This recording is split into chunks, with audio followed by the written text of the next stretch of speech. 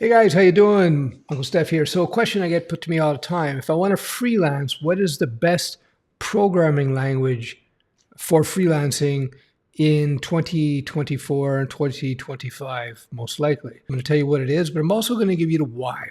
The why is perhaps more important than the what. So conditions will change over time, and what might be popular for freelancing today in 4 years, it may be totally different. So today in 2024, as you're recording this, if you want to get into freelance as a developer or a coder, your top choice is still the web stack. So it's HTML5, CSS3, a little bit of JavaScript, PHP, and WordPress. Why is that the case? Why am I saying this? Why isn't it C++? Why isn't it Java? Why isn't it C#? Why isn't it Python even? I'll tell you why. Well, first and foremost, when you are doing freelance, you're going to be working for small businesses. Small businesses will use freelancers, not huge businesses. Typically it's small business. And what do small businesses need?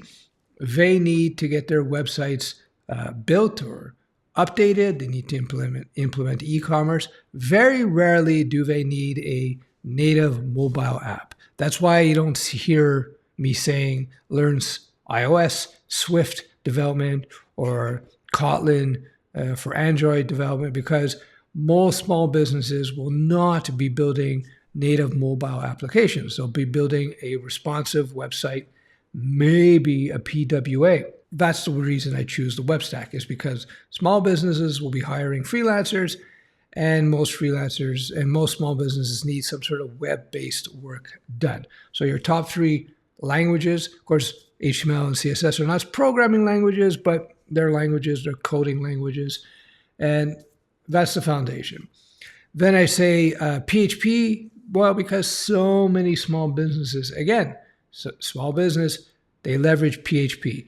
It's just the legacy. Does it mean that PHP is the best thing ever? No, it's not nearly as bad as Ruby, but it's actually pretty good. Okay, that was a joke. So no, PHP, again, I choose my technologies not necessarily just because I think that they are the best technically. You always have to look at market forces. So again, small businesses, for good or for bad, depending on how you look at it, I don't think it's such a bad thing personally, but for good or for bad, PHP dominates that space, and WordPress. Bazillions and bazillions as an exact number of websites use WordPress as their content management system, whether it be just for their articles or it could be for their whole website, very common. So understanding the WordPress ecosystem, again, for freelance, is a big thing. Second to that, in terms of content management systems, I would say probably Drupal. There are others out there. People say Craft CMS is the best. Somebody in my mentoring program loves Craft CMS. And that's fine. There are some jobs out there for Craft CMS and for Drupal. Another person in my mentoring program, his job is basically working on a Drupal, DRUPAL, Drupal infrastructure. So he has to know his PHP and his HTML and CSS and his JavaScript, So anyhow, if you're going to be doing freelance, it's all about the web. It's all about WordPress, PHP. How much JavaScript do you need in that regard? A little bit. Now, my second choice for freelance, as a general rule, would be, of course, looking at more at JavaScript and JavaScript frameworks and so on. But again, it's not going to be React. It's not going to be Angular, that's for sure. Angular, React, it's more for medium, large businesses. It's probably going to be just vanilla JavaScript, Bootstrap, lots of Bootstrap in the freelance space as well. When you're thinking specifically about freelance, and if you want to pull out away from the coding end of things in terms of maximizing your profitability, being able to bring the big picture to the client will be hugely advantageous to you. So what's the big picture? Choosing good domain names and registering domain names, getting different hosting options, which would be best for your client based on their needs, being able to manage the clients and their expectations in the job, understand how to integrate with third-party tools like Zapier if the client needs automations to brought into their workflows, how to integrate with third-party processing like Stripe or PayPal, being able to integrate with social media sites like X, Twitter, or YouTube or Instagram, etc. Just having a general knowledge about, okay, this is the type of business I'm working with. What is the best social media platforms for them? So, for example, if it was a coffee shop, Twitter wouldn't be a very good platform. Twitter is about news and screaming and yelling at each other. But for a coffee shop, you're doing Google My Business and you're doing Instagram because it's visual, lots of photos of coffee and so on, right? YouTube, not so much. So it really depends on your target market. So if I was a real estate agent, if you're doing a site for a real estate agent, and now I say do the site, you build the site, you get their blog in place, you get their social media plan going. For real estate, it would be Instagram, of course, photos, Instagram. It would be maybe Google My Business, maybe even YouTube, because you could do video walkthroughs of houses and stuff. So your job as a consultant, freelance, web professional, that's the term I like to use, web professional, having these broad set of skills, this knowledge is going to put you ahead in the marketplace. So there you go. Remember, as a freelancer, your primary client are going to be small to maybe medium-sized businesses. Big companies will not work with you. They don't work with freelancers. They'll occasionally work with contractors, but not freelancers. And small business is dominated by the web stack, WordPress, to a lesser extent, Drupal and other CMSs. And knowing PHP will be very valuable to you because WordPress is built with PHP. So once you understand PHP, for you to work with the WordPress ecosystem, the themes and the plugins will be much easier for you.